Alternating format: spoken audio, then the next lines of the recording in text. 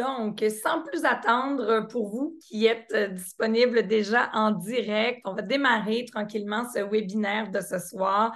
Donc, bonsoir, bienvenue. Merci d'être là pour cette diffusion en direct du webinaire Boîte à lunch équilibrée à prix sensé. Je m'appelle Maggie Bélanger. Je suis une journaliste, animatrice et aussi une maman de 3 enfants. Donc, vous comprendrez que le sujet de ce soir m'intéresse énormément. J'ai beaucoup de questions pour notre experte ce soir et c'est un webinaire qui est organisé par Kaleido pour qui c'est très important. Ça fait partie de leur mission, de leur valeur d'accompagner, d'outiller les familles et tout particulièrement dans le contexte de ce soir pour préparer un lunch à la fois équilibré et à prix sensé, sans se ruiner.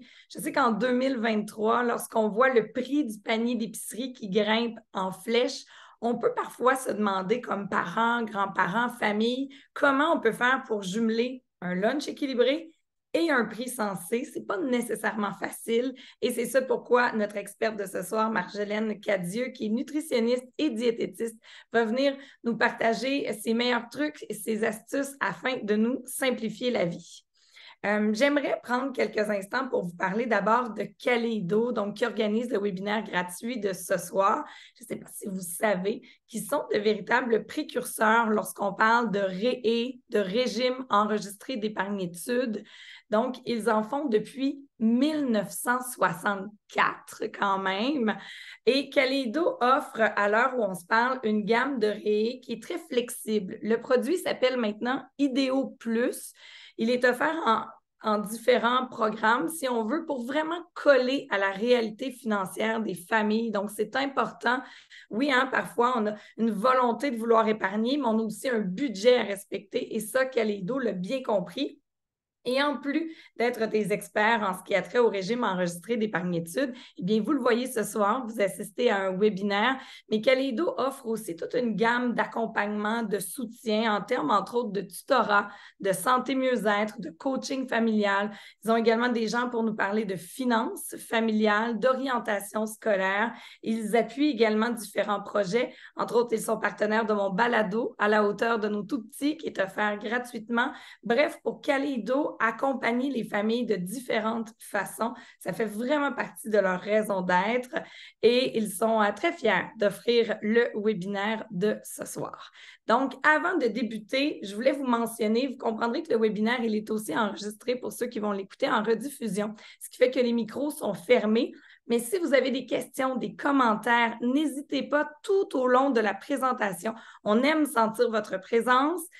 Moi, je pourrais donc partager vos questions, vos commentaires directement à Marjolaine. Et si vous souhaitez le faire, eh bien, il y a 2 façons. Vous pouvez aller directement dans le bas de votre écran, vous allez voir, il y a un onglet Discuter et il y a un onglet Q&R pour questions-réponses. Donc, n'hésitez pas à écrire. Moi, je vais toujours jeter un œil. Donc, comme ça, je pourrai répondre à vos commentaires et partager vos questions à Marjolaine en temps réel. Parce que vous le savez, hein, ces webinaires-là, ils sont là, oui, pour partager de l'information, mais aussi et surtout vous accompagner, répondre à vos questions, à votre réalité.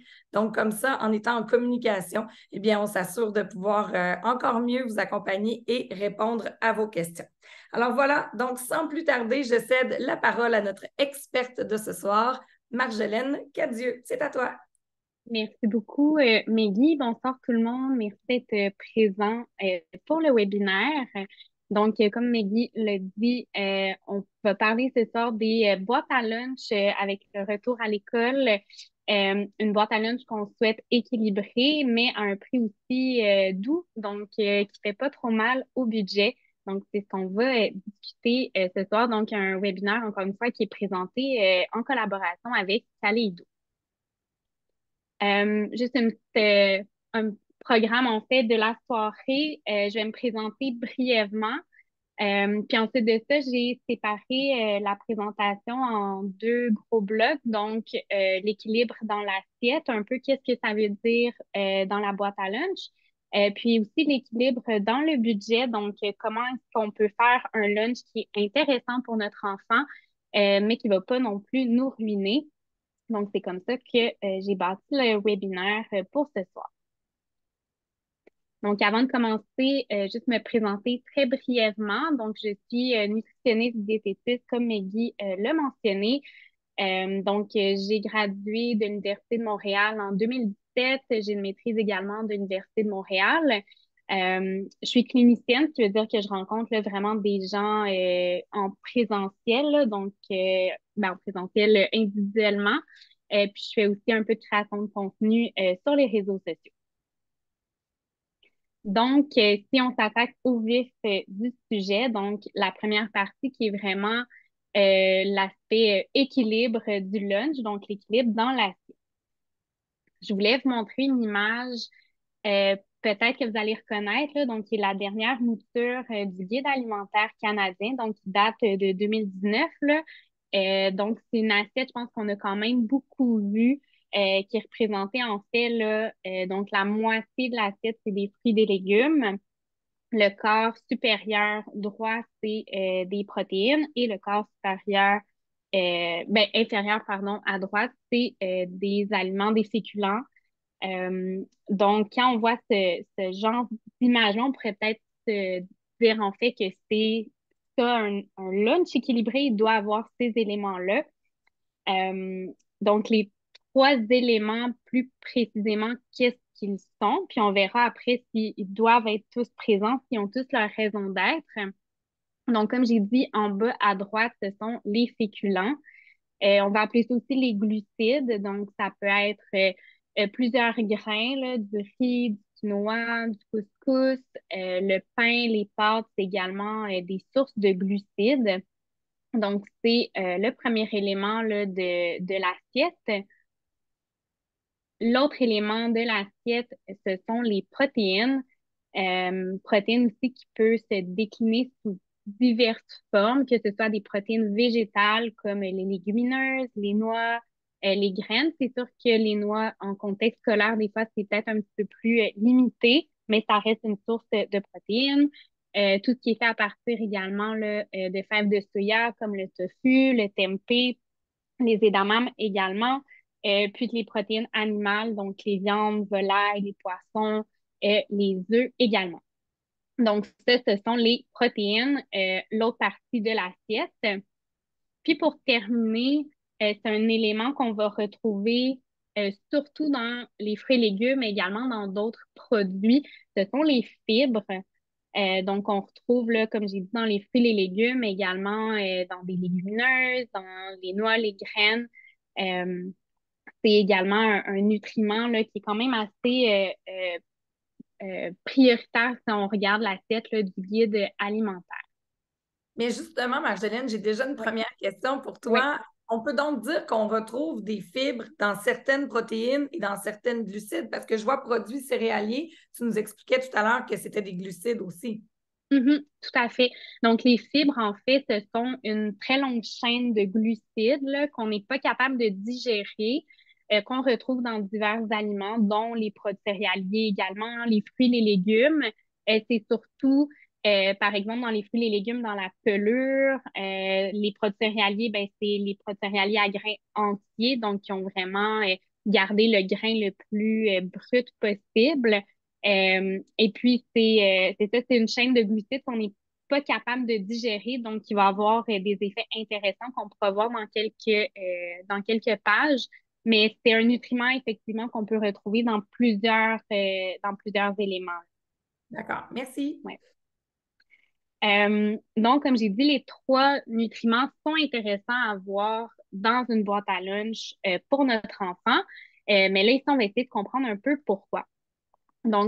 Pour commencer, les glucides qu'on a vus, tout ce qui est grains, les féculents, toutes ces choses-là, il faut voir ça là, vraiment comme la première source d'énergie pour le corps. C'est digéré généralement assez rapidement, puis c'est ça qui va venir nourrir notre cerveau. Donc, notre cerveau roule uniquement aux glucides. C'est super important ça de le savoir. Nos enfants sont à l'école, on veut que leur cerveau soit capable de rester concentré, soit capable d'intégrer la matière.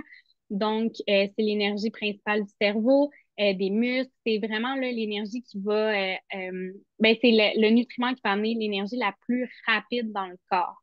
Donc, c'est un nutriment qui est super, super important, intéressant là, à intégrer dans la boîte à lunch. Mais est-ce que ça se peut, Marjolaine, que parfois on confond, tu sais, glucides, on peut avoir l'impression que ce n'est que du sucre. Mais là, Mhm. ici, on parle de glucides, entre guillemets, complexes. On ne parle pas nécessairement de sucre blanc raffiné qui peut nous donner un effet euphorisant, mais après ça, ça diminue rapidement, là. Mhm. Ben, ici, glucides, c'est vraiment la famille complète de toutes les sources de glucides, que ce soit des sources plus rapides ou plus lentes, parce qu'il y a effectivement, les glucides vont pas être absorbés puis utilisés nécessairement tous de la même façon, mais ils vont tous procurer une sensation d'énergie, puis vont nous amener une énergie assez rapide. Le niveau de rapidité va dépendre d'autres éléments, comme j'ai dit, qu'on pourra revoir, là, je pense, dans une ou deux diapos. Mais ici, c'est vraiment la famille globale de glucides, ça apporte de l'énergie, puis c'est ça, ça vient nous revigorer si on veut, là. Ouais. Les protéines, si on avait vu que c'est dans tout ce qui est les protéines végétales, protéines animales, ce sont de très, très grosses molécules, puis ça prend un certain temps pour le corps digérer ces molécules-là. Donc, l'intérêt d'avoir des protéines, c'est que c'est très soutenant. Les glucides, généralement, j'ai dit, vont être digérés rapidement, vont apporter une énergie qui est rapide, mais si on n'a que ça, ben, oups, là, on va crasher pas longtemps après. Donc, l'intérêt d'avoir des protéines, c'est que ça va maintenir un certain niveau d'énergie. Si on pense à nos enfants qui ont peut-être une collation qui est un petit peu plus tardive, qui vont peut-être dîner tôt, ben, c'est intéressant d'avoir des repas qui sont bien soutenants, encore là, pour qu'ils restent concentrés, qu'ils aient un bon niveau d'énergie. Donc, c'est un nutriment aussi qui a sa pertinence, là. Et les fibres qu'on avait dit qu'on retrouvait un peu dans les trois catégories de l'assiette.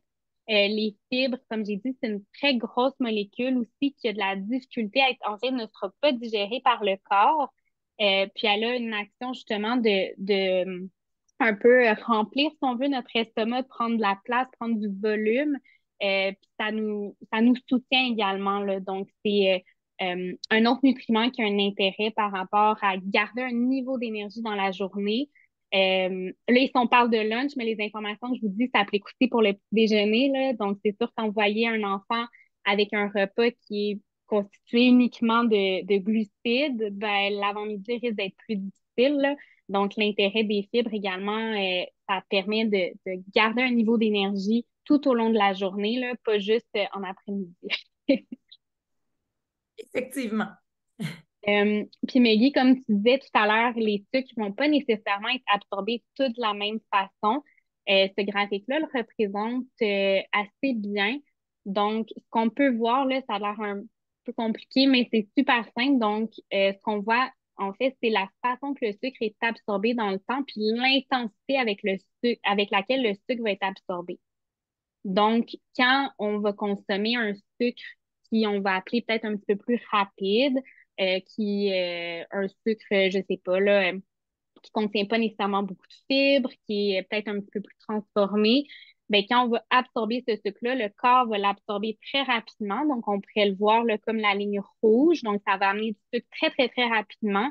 Le seul aspect peut-être un petit peu plus négatif de ça, c'est que, oups, là, on va, avec le temps, là, ressentir les effets, un genre de dente, si on veut, d'énergie que ça va être difficile.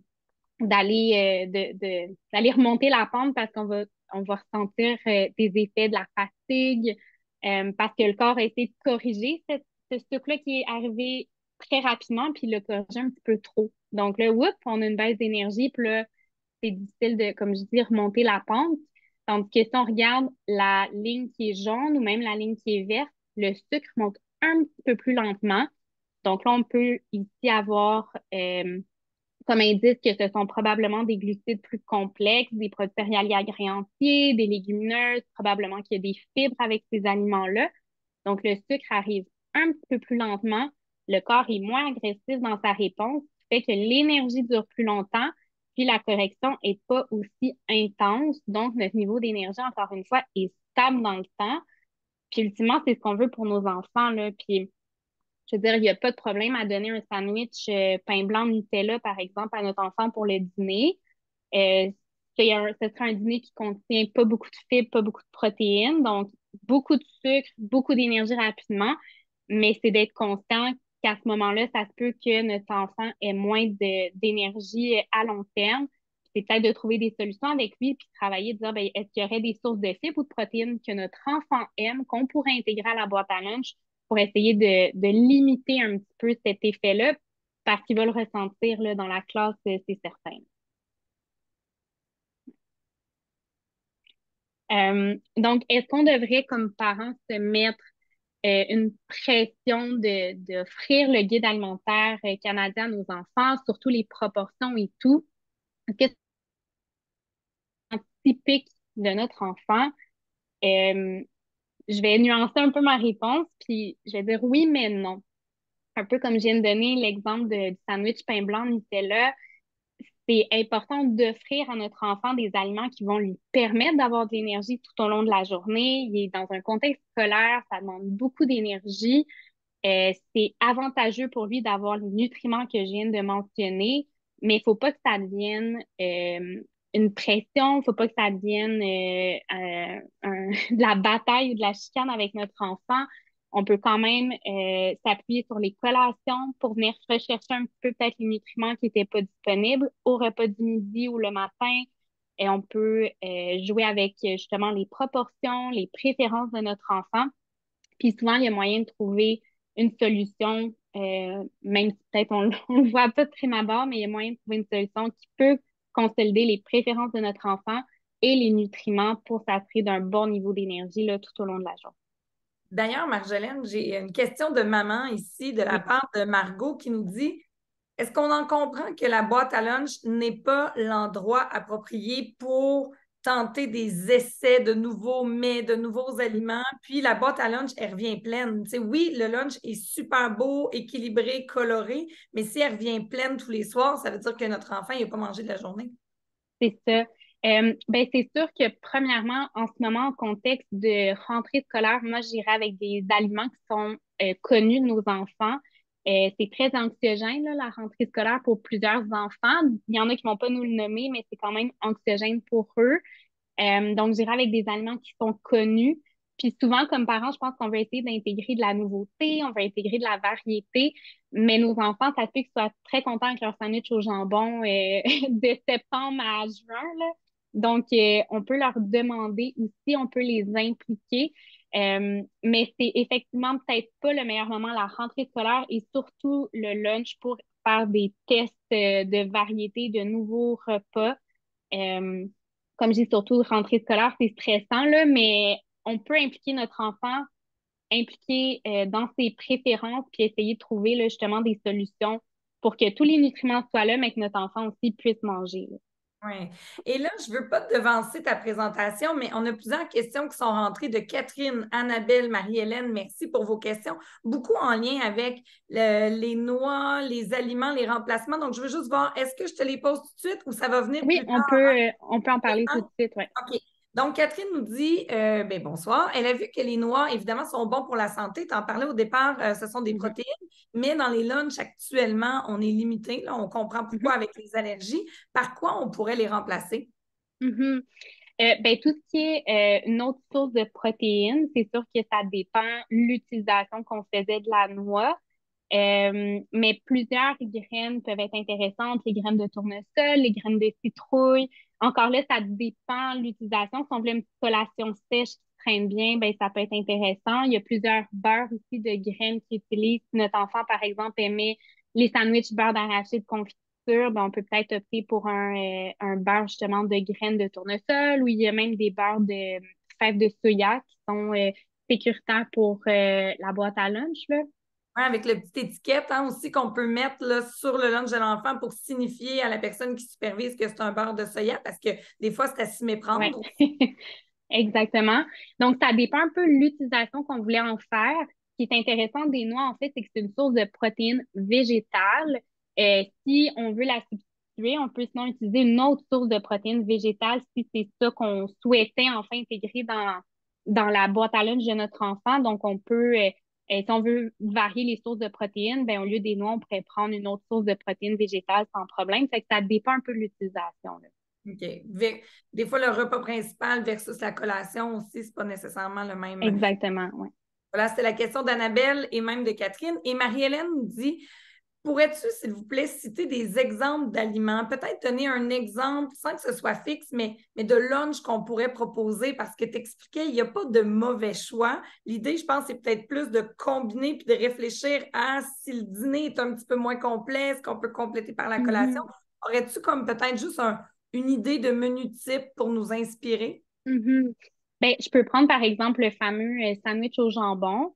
Si on pense au sandwich au jambon, ben je vais remettre ici là, l'assiette avec les nutriments qui sont peut-être un petit peu plus intéressants à considérer. Donc, sandwich au jambon, on a des protéines. Encore là, si on va vers des viandes froides, s'assurer qu'il y en a assez. Avec 2 tranches de jambon dans un sandwich au jambon, c'est pas suffisant. Est-ce Non? qu'on souhaite... Non. Il en faut quand même une bonne quantité. Là, on dit qu'une quantité de protéines suffisante, c'est à peu près l'équivalent d'un jeu de cartes ou à peu près la paume de la main, là. Fait que 2 petites tranches fines de jambon blanc dans un sandwich, c'est pas suffisant. Donc, c'est de voir, ben, est-ce qu'on peut compléter justement avec du fromage? Est-ce qu'on veut rajouter un petit peu de viande froide, par exemple, dans ce repas-là? Donc, on aurait nos protéines. Ensuite de ça, si notre enfant, lui, veut absolument manger du pain blanc, c'est comme ça qu'il mange son sandwich au jambon. Moi, comme parent, je pourrais dire, ben, parfait. À ce moment-là, il va manquer des fibres. Donc, les fibres, ben, on l'a dit tantôt, dans des fruits, dans des légumes. Est-ce qu'il y aurait moyen justement de faire une salade de fruits, d'avoir des crudités avec une trempette qui aime? Ça peut être aussi des fibres, là, on l'a vu, mais c'est également justement dans les graines, tu sais, justement, graines de citrouille, dans les graines de lin. Est-ce qu'on est capable justement de faire une recette de boule d'énergie? On rajoute un petit peu de graines de lin moulu ou un peu de graines de tournesol, de graines de citrouille. Euh, Puis ça peut faire un lunch qui est super complet et qui a pris en considération les préférences de l'enfant, par exemple avec le pain blanc. Ça peut être un repas chaud, là, un restant de la veille. Donc, c'est tout le temps s'assurer est-ce qu'il y a assez de protéines, est-ce que je peux compléter avec un à côté, est-ce que je peux justement bonifier une recette que j'ai déjà en rajoutant un petit quelque chose qui fait que c'est un petit peu plus complet. Fait que là, c'est un exemple, mais il y en a 1000, 1000 déclinaisons, là. Évidemment. Et avant de te laisser poursuivre, Tania nous demande, est-ce que tu peux nous donner une idée, là, tu viens de le nommer pour les protéines, mais du nombre de grammes? Parce que là, on voit une assiette, mais entre toi et moi, des fois, il y a des petites assiettes, des grandes assiettes. Donc, Mhm, sans qu'on devienne nécessairement, là, qu'on fasse le lunch avec la balance, mais pour nous donner une idée, un enfant, mettons, d'âge scolaire entre 5, 7 ans, 7, 9 ans, tu sais, j'imagine, selon l'âge, les portions vont varier. mhm. Mais est-ce qu'il y a un nombre de grammes de chacun des trois composantes qu'on devrait viser à peu Ouais. près pour s'assurer d'une satiété? Mhm. Ben oui, la seule chose, c'est qu'encore là, ben tu l'as un peu dit, Maggie, mais c'est que je trouve que comme parent, c'est une information qui devient plus préoccupante qu'aidante. Parce que là, je veux pas qu'on commence à regarder ou à peser notre nourriture, regarder derrière les plats, OK, du beurre d'arachide, j'en ai pas mis assez. On va le savoir avec notre enfant aussi. Tu sais, s'il a comme tout mangé son lunch puis qu'il avait vraiment faim, ou on voit le soir, il arrive, il a super faim, ben, on va voir qu'il y a peut-être un petit peu un déséquilibre au niveau du repas. Mais c'est pas catastrophique. Puis ça se peut aussi qu'il y ait des journées que, je sais pas, on a fait des boulettes de viande. Notre enfant, ça ne tente juste pas de manger ça aujourd'hui. Il va avoir mangé moins de protéines. C'est vraiment pas grave. Fait que je trouve que c'est une information qui est pas pertinente aux mains d'un parent. Puis s'il y a une problématique, ben généralement, on va l'avoir au fil du temps que notre enfant a super faim. OK, ben peut-être qu'il n'y avait pas assez de nourriture, c'est pas assez soutenant ou il se plaint l'après-midi qu'il manque d'énergie. Donc, peut-être plus utiliser les codes ou les cues de notre enfant pour s'ajuster qu'un chiffre. Oui, je comprends. Donc, ça vaudrait peut-être la peine, surtout qu'on est en mode rentrée scolaire, de se laisser quelques temps puis de questionner notre enfant parce que si Mhm, je regarde, moi, comme je disais, j'en ai trois. Il y en a une qu'il faut que sa collation du matin soit super grosse parce qu'elle a vraiment faim, mais l'après-midi, elle n'en mange pas. Puis l'autre, c'est l'inverse. Le matin, il n'a mhm. pas très faim, mais il mange beaucoup. Fait que, bref, chaque personne, même nous, hein, les adultes, on est tous Exact. différents. On a nos façons de faire. Donc, ça vaut la peine de questionner l'enfant. Je sais que des fois, ils ne nous répondent pas toujours. Mais bref, ils vont pouvoir nous le dire. Et là, José nous dit aussi, côté santé, budget, Dans les viandes froides, parce que ça revient beaucoup dans les lunchs, si on veut être justement santé, meilleur pour la santé, est-ce qu'il y a des choses qu'on devrait vérifier? Je sais qu'on entend beaucoup, beaucoup, beaucoup parler des additifs qui sont ajoutés. Est-ce qu'il y a des choses Mhm. comme parents qu'on devrait être attentifs pour tenter de faire le sandwich le plus santé possible? Mhm. C'est sûr que c'est pas mon expertise, les viandes froides, là. Ce qu'on a souvent entendu parler, en fait, c'est les nitrites. Oui. Dans la plupart des charcuteries, ils vont en avoir. Donc, si c'est pas sous forme de nitrite, ça va être sous forme d'un aliment qui en contient. Souvent, ça va être du céleri ou du sel de céleri. C'est ce qui permet, là, aux charcuteries de garder une belle couleur rosée. Et comme consommateur, c'est ce qu'on aime. Donc, ça, c'est rare qu'on y échappe. Ensuite de ça, il n'y a pas vraiment de il faut juste savoir, en fait, que les viandes froides, souvent, vont être un petit peu plus salées ou un peu plus grasses que, par exemple, une poitrine de poulet tranché ou tu sais, de la poitrine de dinde qu'on aurait fait nous-mêmes puis qu'on écraserait ou des sandwichs aux œufs. Ça reste une solution intéressante, puis c'est peut-être juste, à ce moment-là, soit d'opter pour une variété, donc changer les sandwichs, les garnitures à sandwich au fil des semaines, ou encore là, d'être consciente que, ben, j'offre à mon enfant peut-être une viande froide qui est un petit peu plus salée, ben, est-ce qu'il y a moyen de réduire le sel dans les accompagnements, dans les autres éléments que j'offre dans la boîte à lunch à mon enfant? Euh, oui, il y a des choix qui sont un petit peu plus intéressants, mais généralement, ça reste des viandes qui sont assez salées. Euh, mais c'est pas un mauvais choix. Peut-être juste prendre des décisions autour de ça, si c'est ce qu'on offre. Hmm. Cynthia nous dit merci, merci pour tes exemples. Ça colle tellement à ma réalité. Pain blanc, deux tranches de jambon. Je pense que vraiment tu nous déculpabilises comme parents parce que bon, on a l'impression des fois que parce que ça colle pas à certains modèles qu'on peut voir ailleurs, ben, que c'est pas la chose à faire. Mais je pense que tu nous l'as bien dit que il faut aussi que notre enfant mange. Puis Oui. surtout en début de rentrée scolaire, c'est important. Cérine nous parle également, là, les enfants dépensent beaucoup d'énergie. Est-ce qu'il y a des quantités de nutriments à leur donner? Mais je pense que tu l'as dit hein, tout à l'heure. C'est important de questionner notre enfant peut-être en fin de journée pour valider les portions parce que ça peut être difficile des fois pour nous de projeter, puis il va être le meilleur guide, si on veut, là, pour lui-même. Mhm. Euh, Là, je sais, tu disais, tu n'es pas nécessairement la spécialiste, évidemment, de chaque produit, mais on nous dit, est-ce que le thon en boîte, ça peut être une bonne source de Mhm. protéines? Oui, tout à fait. Donc, c'est un poisson. C'est sûr que ça peut être super intéressant, le thon en conserve, si notre enfant aime ça, là. C'est les sardines aussi, encore là, si c'est accepté par notre enfant, ça peut être un bon dépanneur à garder dans le garde-manger. Je vais juste faire du pouce aussi un peu, Maggie, sur ce que tu as dit par rapport aux quantités. Si jamais on a peur que notre enfant en manque là, tout le temps, en tout cas, c'est peut-être mon réflexe de nutritionniste, mais juste avoir des collations sèches sais, dans la boîte à lunch, dans le sac à dos, s'assurer que notre enfant a de l'extra au cas où que cette journée-là, il est plus faim, au cas où que cette journée-là, c'est ça, il est pas capable d'attendre de revenir à la maison pour manger, là. On peut glisser des choses dans le sac à dos, dans la boîte à lunch, des petits extras comme ça, ben, il y a tout le temps un petit dépanneur. Ça peut être aidant, là, au lieu de faire des plus petites portions, ça, c'est toujours un gros winner. Excellente idée. Puis dernière question, ensuite je te laisse poursuivre. Mais Tania nous demande, est-ce que les jus de légumes, ça demeure un bon choix? Est-ce qu'on a quand même un peu de fibres si notre enfant Mm. n'aime pas nécessairement les crudités comme telles? Mhm. En fait, les fibres, comme j'ai dit, c'est que c'est une très grosse molécule que le corps a de la difficulté à digérer. Puis quand on parle, on peut parler des smoothies ou même des jus de légumes, c'est que le procédé, en fait, de fabrication là, du jus de légumes, ben, a retiré la pelure, a retiré la pulpe. Donc, tout ce qui reste, c'est de l'eau, tu sais, les saveurs, si on veut. Donc, on n'a pas accès à cette grosse molécule-là. Donc, si notre enfant aime ça, c'est intéressant, mais on peut pas dire qu'il y a nécessairement, tu sais, les bons vieux jus de légumes, qu'il y a 3 portions de légumes dans la conserve. Pas tout à fait. Peut-être au niveau des éléments nutritifs, mais il n'y a pas nécessairement les fibres, donc c'est pas équivalent. D'accord, je comprends. On te laisse poursuivre. Donc, où est-ce qu'on en était? Oui, il y a une petite parenthèse que je voulais faire au niveau des politiques alimentaires. Ça, j'en vois aussi beaucoup passer là, en début d'année. Donc, des écoles qui vont distribuer des politiques alimentaires aux parents au niveau des repas, des collations. Qu'est-ce qu'on fait avec ça comme parents? C'est ça. Ça va être des listes de ce qu'on peut ou ne peut pas manger. Puis je pense que ça doit vraiment être pris avec un grain de sel. Euh, les politiques alimentaires, en fait, c'est le gouvernement a décidé de mettre ça en place. C'est super intéressant, mais il faut garder en tête que la politique alimentaire, c'est pour soutenir les milieux scolaires dans leur offre à eux. Que le milieu scolaire offre aux enfants, c'est pas ce que le milieu scolaire demande aux parents d'offrir dans son milieu. Donc, c'est une nuance qui est super importante. Par exemple, on a vu des cafétérias qui ont décidé d'arrêter d'offrir des aliments frits. On a vu des milieux scolaires qui ont changé l'offre dans leur machine distributrice.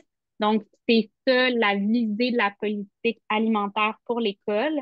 Donc, si on veut justement, on peut discuter avec nos personnes ressources à l'école si on a une liste qui est peut-être un petit peu trop restrictive, parce que c'est vraiment vous là, qui décidez dans ce que vous envoyez dans la boîte à lunch. J'ai donné l'exemple du sandwich au Nutella. Si c'est ce qui fait du sens pour vous, pour votre enfant cette journée-là, il n'y a aucun problème. On vise un peu comme on l'a dit tantôt, ce qui va être mangé, puis permet de respecter les préférences alimentaires de notre enfant, ce qui lui permet de lui donner de l'énergie. Puis je sais aussi que Mélanie Magnan là, de Nutrimini a un article sur son blog parlant des politiques alimentaires, donc vous pourrez vous y référer là, si vous avez plus de questions. Mais c'est ça à garder en tête. Puis également d'autres nutritionnistes que j'apprécie beaucoup, donc nutritionnistes en pédiatrie sur les réseaux sociaux ont fait une carte qui peut être remise là, aux éducatrices du service de garde là, de notre enfant s'il mange à l'école. Puis ça décrit justement que ben le parent indique que le lunch est approuvé, qu'il faut pas forcer l'enfant à manger ou pas forcer à finir son assiette. Puis s'il y a des questions, ben d'appeler le parent directement. Ça peut être un outil aussi qui est intéressant si jamais vous êtes un peu stressé d'offrir certains aliments à votre enfant.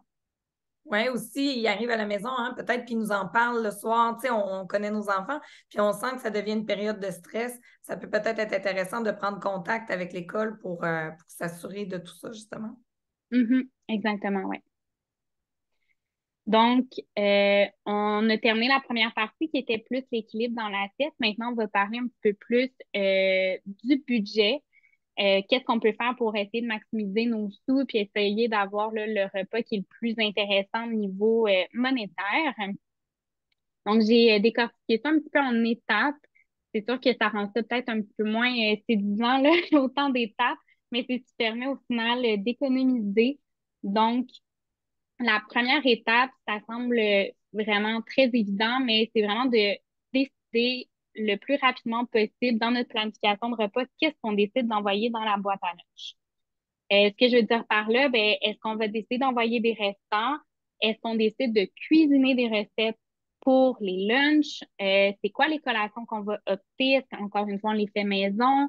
Qu'est-ce qu'on a de disponible dans notre garde-manger, dans notre congélateur, dans notre frigo? C'est sûr que là, on est en début d'année, on n'a peut-être pas nécessairement beaucoup cuisiné, mais l'automne, l'hiver arrive, on va peut-être commencer à renflouer un peu notre réfrigérateur, notre congélateur. Donc, des questions qui sont quand même assez importantes à prendre à se poser, en fait, pour avoir un peu un plan de match, puis un peu moins y aller toujours un peu sur le tas. On verra un petit peu plus tard, mais ça devient coûteux quand on y va un petit peu plus de manière improvisée. Un autre aspect, donc, est-ce qu'on va décider de faire les choses maison versus cuisiner? J'ai aucunement un parti pris, là, ça, je tiens à le dire, que ce soit fait maison ou cuisiné, vraiment pas. Il faut juste savoir, comme consommateur, que chaque fois qu'un aliment va passer une étape de transformation quelconque, que ce soit du lavage, la découpe, euh, peu importe que ce soit mélangé à autre chose, ben, le coût de l'aliment va augmenter. Puis là, je vous donne un exemple très, très simple, donc des carottes. Je suis allée sur le site là, d'une épicerie en ligne, puis un 900 grammes là, environ de carottes entières était 2,99, puis à peu près le tiers de la quantité de mini carottes, donc qui ont été lavées et coupées, était 1,99. Donc, quand même une bonne différence de prix entre faire nos crudités maison ou les acheter déjà faits. Puis c'est sûr que si on pense, par exemple, entre une bâton de maison puis une bâton du commerce, ben, l'écart aussi peut se creuser parce que ben, la bâton du commerce va utiliser des aliments qui ont aussi été transformés. On utilise plusieurs. Donc, ça s'additionne puis ça fait un coût qui est quand même assez élevé. Ceci dit, j'ai pas, comme j'ai dit, de parti pris parce que ben, si nous on dit que ben, le temps c'est de l'argent, on décide dans le fond c'est quoi notre priorité. C'est nous qui pourrons décider comme parents quelle dépense vaut la peine versus quel aliment est-ce qu'on préfère préparer maison parce que ça vaut la peine. Je vais donner un exemple bien simple, mais du pain, par exemple, c'est pas un aliment qui est particulièrement dispendieux. Ben, est-ce que ça vaut la peine de le faire maison? Peut-être si on y prend plaisir, mais c'est peut-être pas nécessairement ce Ouais. sur quoi je miserais pour sauver des sous. Donc, on peut regarder selon nos envies, selon le temps qu'on a de disponible, qu'est-ce qu'on veut faire, maison versus ce qu'on veut cuisiner. On ne devrait pas se mettre de pression là, à tout faire maison. Pour éviter de se casser la tête, je voulais vous donner quelques trucs. On peut faire un menu cyclique. J'ai une cliente que j'ai rencontrée qui avait fait un menu cyclique sur 6 semaines. Donc, elle avait présélectionné des recettes pour ses soupers, pour les dîners, qui faisaient des lunchs, qui s'apportaient bien en lunch. La liste d'épicerie était faite en conséquence. Donc, c'est sûr que ça prend du temps au départ faire un menu comme ça, mais après ça, elle avait un menu pour 6 semaines qui était cyclique, elle avait plus à se poser de questions. Ça devient peut-être un petit peu redondant, mais c'est quand même 6 semaines, c'est pas si mal que ça.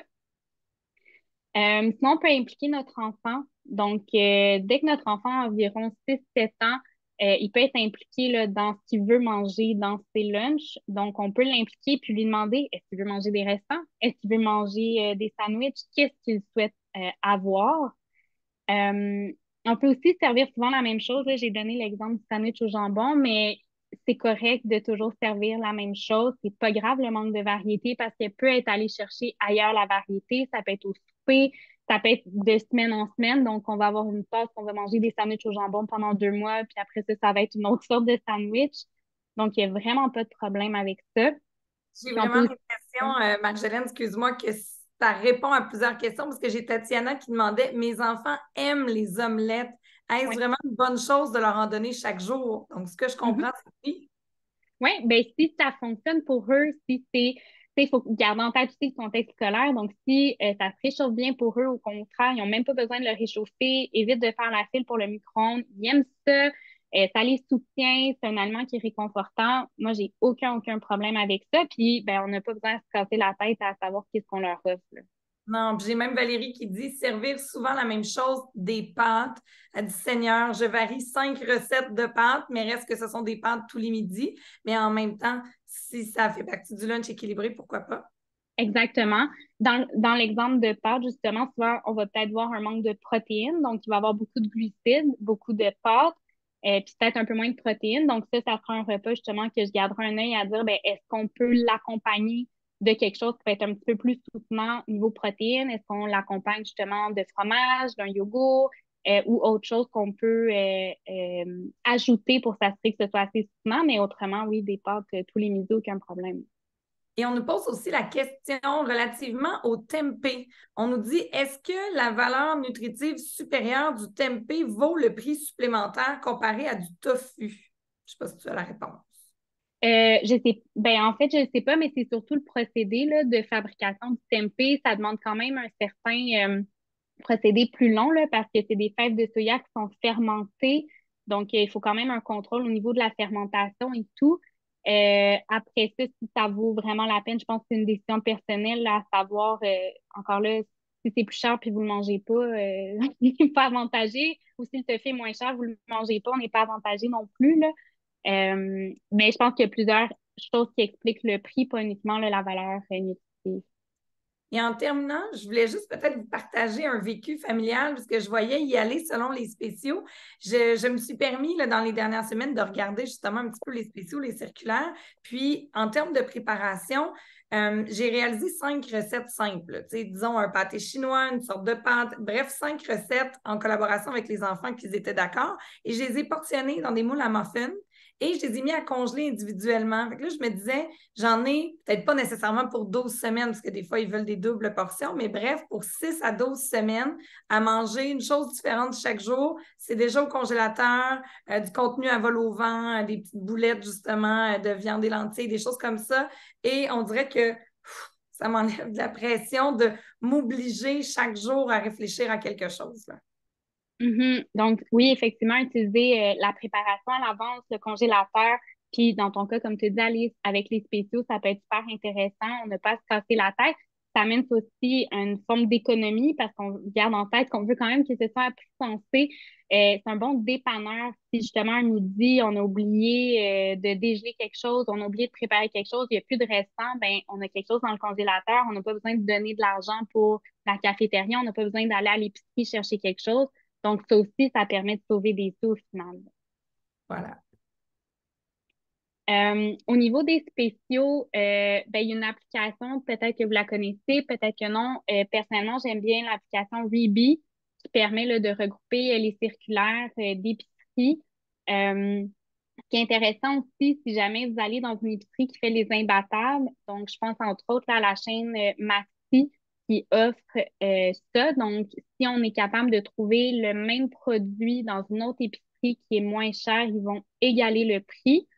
Ça permet quand même d'avoir là, des produits justement en spéciaux, mais à un seul endroit au lieu de faire plusieurs chaînes, parce qu'il y a certaines personnes qui vont proposer de faire plusieurs chaînes, profiter des spéciaux partout. Ben là, on les regroupe à un endroit.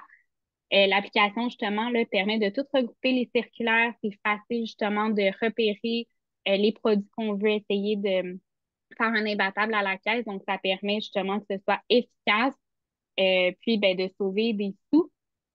Puis je voulais vous donner aussi deux ressources que j'aime beaucoup sur les réseaux sociaux. Donc, c'est sur Instagram, mais tout simplement Bouffe a également un site web.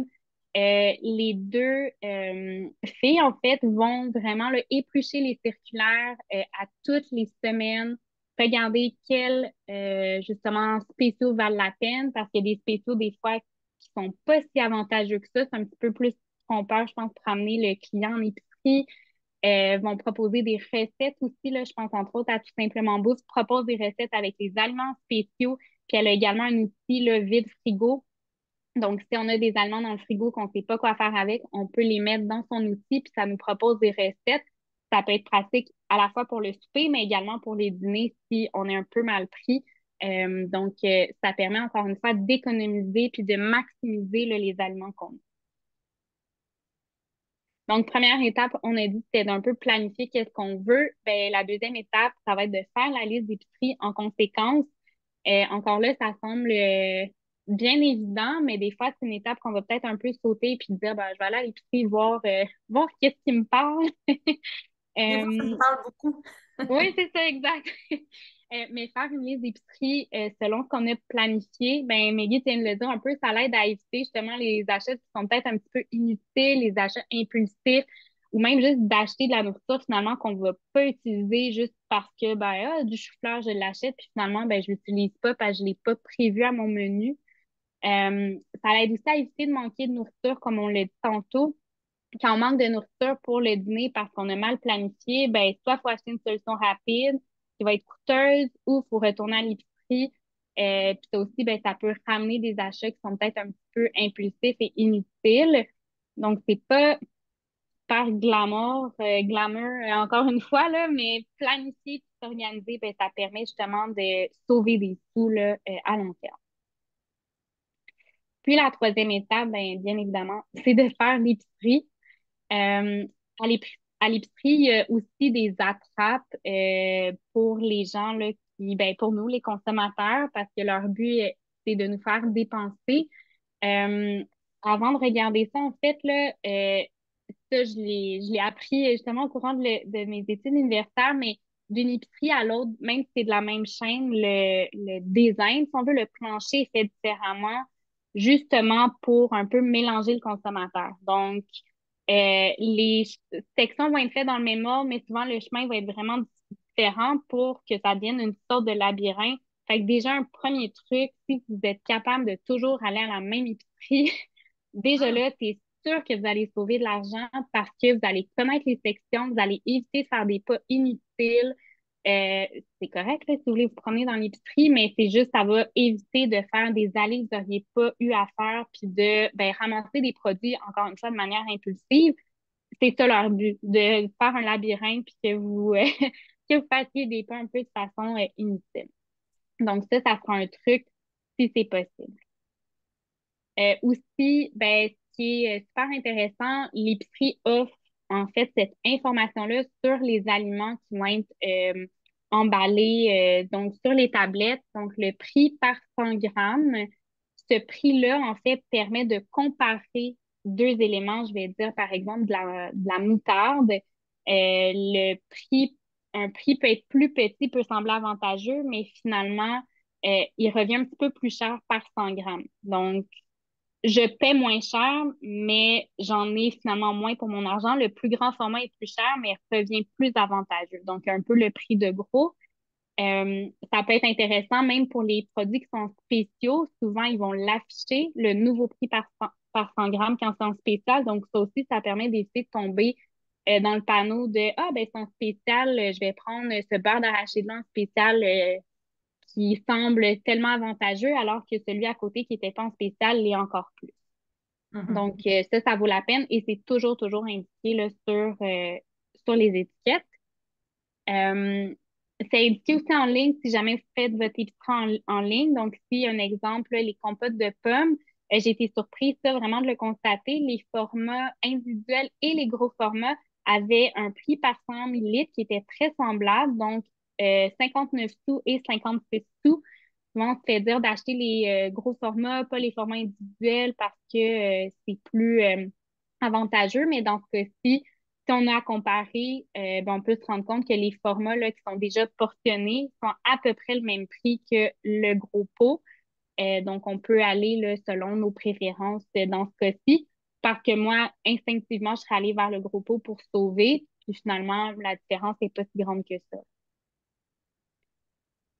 Finalement, qu'est-ce qu'on peut regarder à l'épicerie pour économiser les fameux achats multiples? Donc, par exemple, ici, j'ai mis des oranges, mais on voit ça dans plusieurs départements d'épicerie maintenant. Par exemple, 3 oranges pour 3 $, 2 limes pour 1 $. Si vous achetez un sac de chips, il est 3 $, mais si vous en achetez deux, ils reviennent à 2 $ chaque. Les achats multiples ont pour but justement d'augmenter votre coût de panier d'épicerie. Puis il y en a qui n'ont pas besoin d'être multiples. Donc, par exemple, 3 oranges pour 3 $, ben, vous pouvez en prendre une orange. Donc, ça va toujours être bien indiqué sur le spécial. Est-ce que je dois en prendre plusieurs ou non? Puis, par exemple, je pense à certaines bannières d'épicerie, ils vont l'écrire achat multiple à partir de deux, on a le rabais, sinon vous payez tel prix. Donc, gardez ça en tête. Euh, Est-ce que c'est nécessaire d'en acheter quatre finalement, sacs de chips pour bénéficier du rabais alors que je pourrais payer moins cher en prenant juste un? Oui, il va revenir plus cher mon sac de chips, mais au final, ma facture d'épicerie va être moins grande. Donc, gardez ça aussi en tête. Donc, ce qu'on doit un peu retenir de la présentation par rapport au contenu de notre assiette, ben, en fait, du lunch de notre enfant, on aimerait ça qu'il y ait du sucre, donc sous forme de glucides, ça peut être des fruits, des féculents, ça peut être vraiment varié. On aimerait ça qu'il y ait des fibres également parce que ça soutient à long terme, des protéines également. Je dirais que généralement, fibres et protéines, c'est les nutriments qui manquent le plus. De façon générale, là, la diète nord-américaine, c'est très manquant, ces deux éléments-là. Donc, s'assurer qu'il y en ait suffisamment. Comme j'ai dit, les collations, ça peut être des bons compléments. Je pense au repas de pâtes, par exemple. Ben, il y a peut-être un petit peu moins de protéines, peut-être un peu moins de fibres. Bon, on peut peut-être aller les chercher à la collation. Puis, comme on l'a mentionné, ben, un équilibre, c'est pas nécessairement dans un repas. Donc, ça, parce que j'ai pas de fruits, pas de légumes dans un repas, que c'est pas équilibré. On peut l'avoir là, au courant de la journée, cet équilibre-là. Puis au niveau du prix sensé, c'est sûr que ça demande un certain temps, comme on l'a vu, il faut planifier, il faut s'organiser, il faut vraiment là, prendre le temps de s'asseoir pour savoir un peu où on s'en va. Puis je tenais quand même à mentionner, c'est quand même un privilège d'avoir tout ce temps-là pour regarder, faire les spéciaux, regarder qu'est-ce qu'on veut acheter, essayer d'économiser. Parce que ben il y a certaines personnes qui n'ont pas le temps puis qui vont un peu acheter ce qui est disponible quand ils vont. Donc, c'est quand même un privilège d'avoir le temps de faire ça. Donc, voilà. Merci beaucoup, Marjolaine. Je vous laisse le temps si vous avez d'autres questions. Là, on a vraiment la présentation entière de nous écrire dans le question-réponse, dans le volet de discussion. Vous pouvez ajouter des questions, n'hésitez pas. Et moi, une question qui me vient, si on est un peu perdu dans tout ça, je pense qu'il ne faut peut-être pas hésiter, hein, lorsqu'on est en épicerie, à poser des questions, à aller voir les gens sur place, parce que tu l'as dit maintenant, les stratégies marketing, entre autres d'achats multiples ou de méga rabais imbattables ou peu importe le terme, ça peut devenir extrêmement confondant parce qu'on Mhm. ne sommes pas nécessairement des experts, là. Oui, exactement. Les cartes de points aussi se sont multipliées en épicerie, les programmes de fidélité. Ça peut être ça aussi des attrapes, là, de dire, ben, si vous achetez tant de certains aliments, vous allez avoir tant de points égale tant de dollars. Mais si on n'a pas besoin de cet aliment-là pour nous, pour notre boîte à lunch, la boîte à lunch de notre enfant, ben, ça vaut peut-être pas la peine. Donc, prendre le temps justement d'évaluer ces programmes-là, d'évaluer les rabais et effectivement poser des questions, prendre le temps de lire un peu ce qui est offert. Ouais, c'est ça, c'est pertinent. Ouais, parce que Annie nous dit ce qui coûte le plus cher au final, c'est toute la nourriture qu'on ne mange pas. Ce qui va Exactement. directement dans le compost, il n'y a pas d'économie, là. Exact. Hmm. Donc, merci à tous pour vos questions, vos commentaires. N'hésitez pas même à nous écrire vos commentaires en direct dans les boîtes. Avez-vous aimé la présentation? Voulez-vous d'autres présentations de ce genre pour Kaleido? C'est super important d'aller chercher vos commentaires pour pouvoir vous offrir une offre de webinaire encore plus adaptée à vos besoins. Et je veux vous dire avant de conclure que justement, pour ne rien manquer des prochains webinaires, eh bien, vous pouvez suivre Kaleido autant sur leur page Facebook, leur compte Instagram, évidemment, visitez le site web kaleido.ca et on a une petite primeur pour vous. En novembre, il y aura un autre webinaire. Celui-là, il sera animé par probablement la coach familiale la plus connue au Québec, Nancy Doyon. Elle va venir nous parler de parentalité responsabilisante. Comment responsabiliser nos jeunes, comment le faire, bien le faire, est-ce qu'on pousse trop, pas assez? Je pense que c'est une question que bien des parents se posent. Alors, elle va venir en parler pour avoir tous les détails. On l'a dit, suivez Kaleido sur les réseaux sociaux. Et je tiens, en terminant, à remercier chaleureusement Marjolaine Cadieux pour ta présentation de ce soir. Je pense que tu as bien répondu. Je vois les gens qui nous écrivent merci, c'était très intéressant, merci beaucoup. Donc, si vous souhaitez avoir un complément d'information, vous pouvez suivre Marjolaine. Vous voyez à l'écran là, sur son Instagram, entre autres, les pieds dans les plats.